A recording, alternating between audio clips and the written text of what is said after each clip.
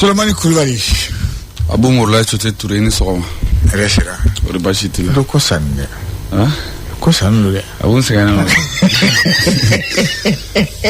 Hali kuma ngete. Ko be dugula. Oh, ima ko yewa. Ha? Ada fem dabara mu gama. Sure fem fla le be mo ka funya. No ku cheka ni sufe. Ne dugula lo. Ebi yewo. Ha? Ebi ye. Ye cheka ni o chemo yo. Ebi ya na don. Abu o kono ko no de o abe fofa ma ko kono de minte nyedi do ni ko ki chaka nsofe sufe abu ni dugu jara biye parce que shukule do wasoro dibi de no mati ye o me ni dugu jara aye mu ye bebe isu be don la o na soro ye change ma de wa be ye sarama de wa ye mu ye ko de na do ni ko mo ma na fo patron ba sima anda alaba ye mu o boli de Ata koni. Abu ate bonye o da ban bodle. Sule Abu asi la so commandant na. Fin me be bri. Nyabla fin. Abu bi so mo. Ma fo bie taratai. Ambe wati mina season. Octobre kawo kli wolonvla. Samba fla ni mwandru. Ni kon be do ke nya kashe kayere. Ama fo tarata ngo fema ke ngabu fenkale no bide. Ha? Santé dugula ngo fo de. A turu sera ba ma ko masa. Ngama mede ko be yan fe. Fem tunte ba ma ko. Abu ka bo bogro abu la sia. Abu ma fine sara tutiga do de. Alaka ko kunche. Amin ya rabbi. Alaka klin mandam be ma abu. Le so le be bro. Faso ka fatri. Biso wada na le kumana. Ko daire likera ma fo mi sente konna la ka kene u ka fo ka sankura nata no ka budget ka se ko baro sigi 5 ans. Ma fo ko nyinata ni octobre kalo intai kwa blaleno ama fo jelian de kanu transparency ka ka fo mi loi de finance mu baro sigi singa samba flani moi ani woro nata konna la sa ko la nyini tanyo bonyongo donc o kon dona ako konna la no tableau konna wala sa ka se ka baro sigi 5 ans.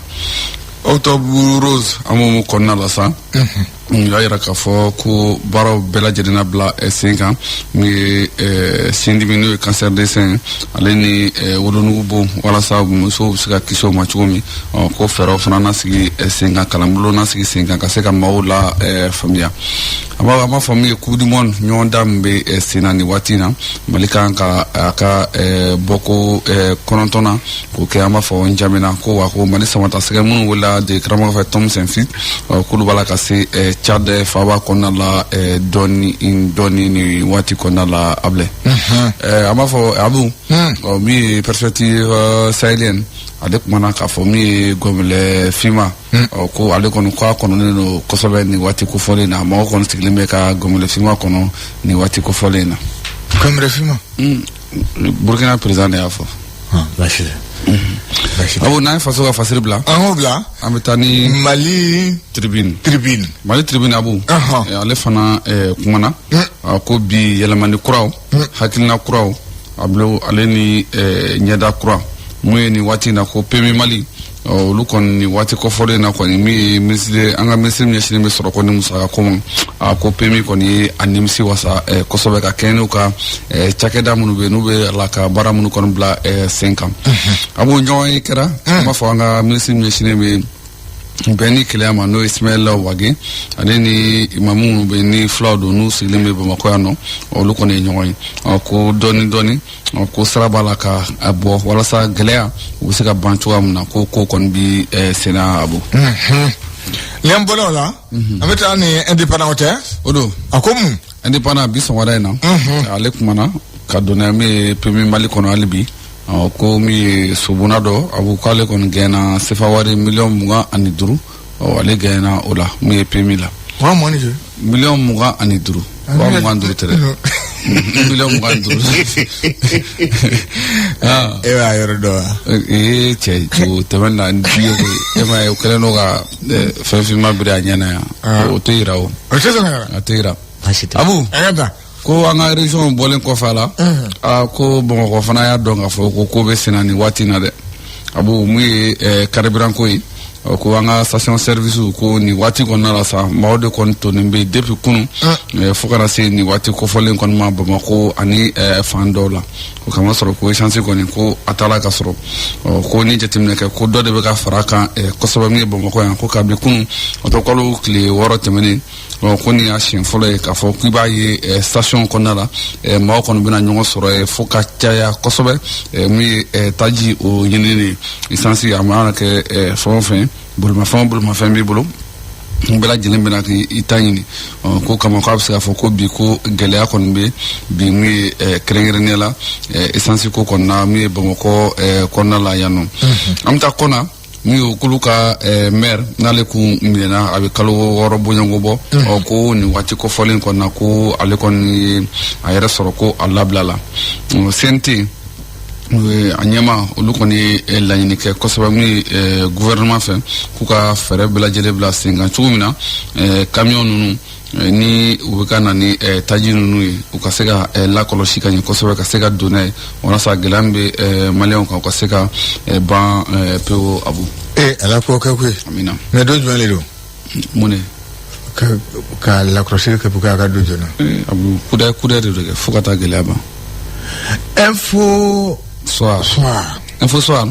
Abla mun ye an ka frontière fanga ɲɛma n'o ye gendarme Asimi Goita a ko bi Mali ka laɲini tɛ dɔwɛrɛ ye dɛ ka se ka armée sɔrɔ armée min bɛ se ka lakana ka se ko o sabati Mali fan 14 bɛɛ lajɛlen na n'an ko ma ko territoire national kan k'o d'u ka laɲini kɛrɛnkɛrɛnnen o tɛ an b'a fɔ mun ye tali kɛ ministre min ɲɛsinnen bɛ an ka kalanko ma Abla mun ye Abu mun ye lycée lycée public ni se a ka ndan ne dɛ u bɛ diya ne la dɛ Touré il est jité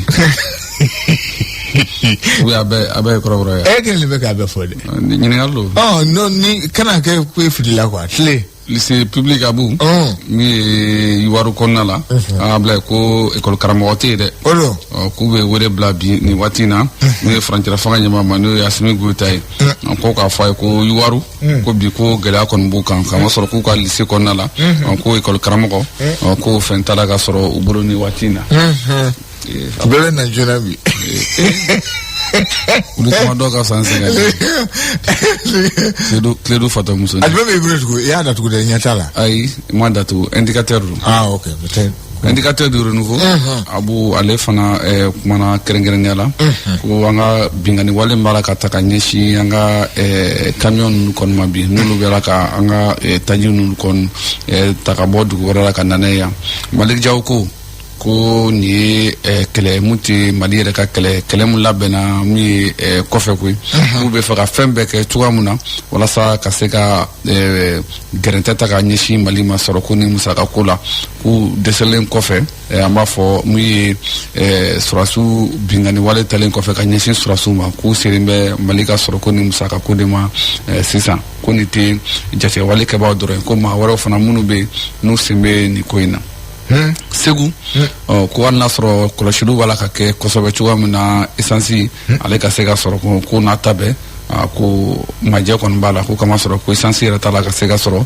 min ye Segu ale yɛrɛ mara fana kɔnɔna la a b'o Sénégal ko min ye maa 3,825 min ye ji kɔni tiɲɛni lase maa minnu ma nin waati kɔnɔna la min ye Sénégal ale faba kɔnɔna la nka min ye syndicat minnu ɲɛsinnen bɛ école ko ma olu kɔni ye fununbaarala bila sen kan k'a fɔ min ye heure 120 Abla ko Abu kulu tɛna u da don min ye heure 120 o dɔgɔkun kelen de ye u da tɛna don kalanko la Kajolo mara kɔnɔna la sa maa 5 bɔɲɔgɔnko nk'olu kɔni Abu olu kɔni jenina koyi ka kɛ ni accident ye ala ka hɛrɛ k'an n'u ye o tɛ ma 5 bɔɲɔgɔnko olu tora accident ala k'u dayɔrɔ suma républicain Abu an bɛ taa n'ale fana ye nin waati in na ko Bamakɔ kɔni nin waati in na ko kuma yɛrɛ tɛ yen ko gɛlɛya kelen bɛ bi sisan ni bɛɛ lajɛlen ɲɛ b'a la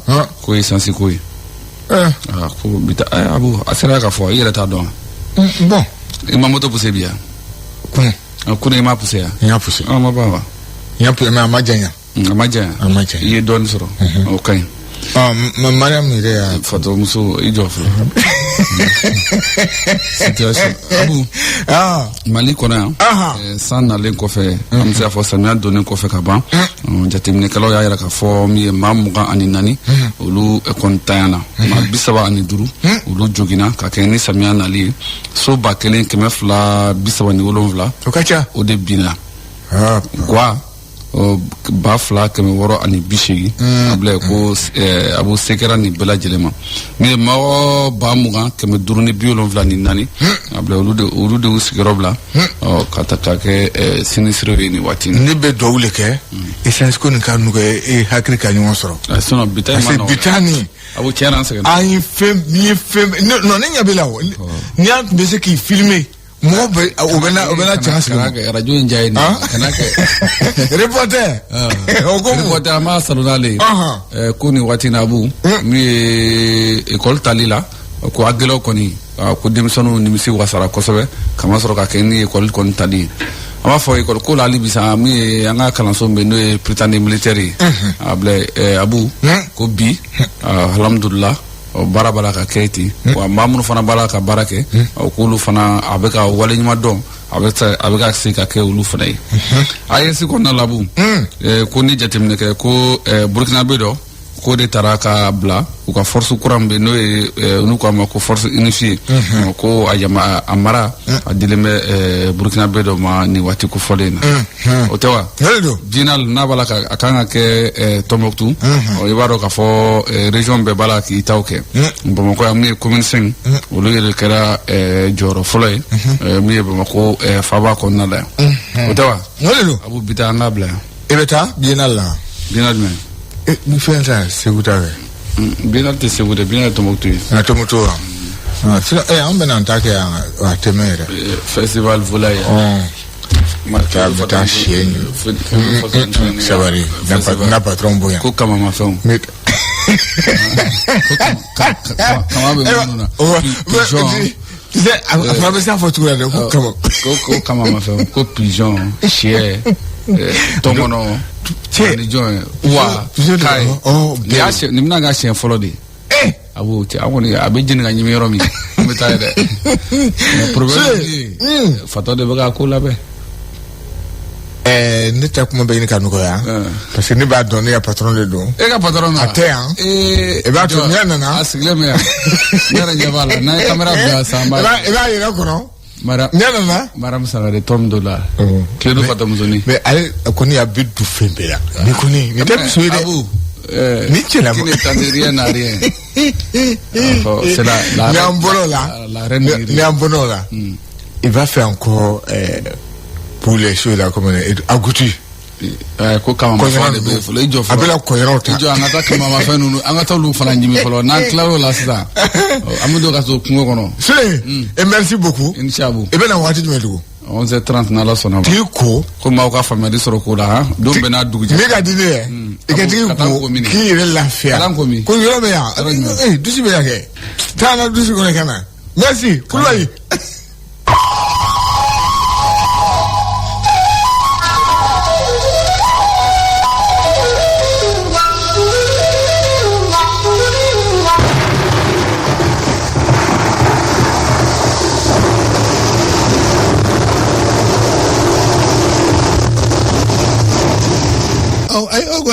ne te crois que la bleu ne va se corroler mali corroler de asi mali corroler ne basigo c'est la mala fevel be crodi on croit nous si demandana ha on croit si demandana ba ko kun ne harama de basigo ha moto pousser dem solo usena parce que ça c'est bana amasoro donc jigina donc voilà uta ati uta baso juri ha e ka dire ka bo yirima jo ka za fanga lo basigo station beta to ya rien o koni buteli na te buteli bana bebe ga accident de fo atika soro di ati ready bagari antara asro buteli na wodo de kono et là les gars bol famille boloni mobililo c'est-à-dire litre nan tchako ka bana effectivement tumbana il y avait même pas 5 litres ota tortué oh bi ami watim na kusi je ne sais pas une situation me voulait mais nyananga c'est an ye mun y'a ɲɛna u bɛ lakaleni bɔ mɔgɔw taara si station na mɔgɔw bɛ yen k'a sɔrɔ hali pompisiw mana fɔlɔ c'est à dire yɔrɔ ma dayɛlɛ an yɛrɛ kɛrɛfɛ yan nɔ station min b'an kɔrɔ yan Bakari maa fɔlɔ min tun bɛ arana o tun sigi bɛ chaise kan de o sigi bɛ chaise kan ka sunɔgɔ wala tɔw b'ale kɔfɛ n ko tiɲɛ yɛrɛ la a ma nɔgɔn c'est vrai donc min ye faamaw ye n'u tulo b'a kan na donc k'a dɔn k'a fɔ vraiment nin waati an ka hinɛ ɲɔgɔn na yan n'a tiɲɛ na o kumana gɛlɛya bɛ yen donc k'a lajɛ solution bɛ se ka sɔrɔ la cogo min na parce que pour que hadamadenw bɛ se ka lafiya cogo min na quoi o tɛ tiɲɛ donc station tigiw fana b'a f'u ye donc k'a lajɛ par n ka madame ko cogo min na citoyenneté an k'o jateminɛ o kumana ni o kumana a fɔ élégance tɛ wa donc muso bonya donc an k'o fana jateminɛ station na u k'a lajɛ ka station ni muso nana ou bien ni les personnes cɛkɔrɔbaw nana u k'a lajɛ k'olu bila ta fan fɛ il me faut possibilité Bakari ni fila don dɛ ok n'o kɛra sisan je pense que n'o tɛ a fila niveau na bɛ gɛlɛya donc nin bɛɛ mun ye parce que o kumana jamana ɲɛmaa ale bɛ an b'u wele ni bolo funu a bɛ taa tigi de kɔrɔ dɛ Asimi o kumana bi Mali filɛ situation min na bi donc an b'a mɛn de k'a kɛra Moti an b'a mɛn de ko sensibilité kɛmɛ naani Moti an b'a mɛn de ko Segu an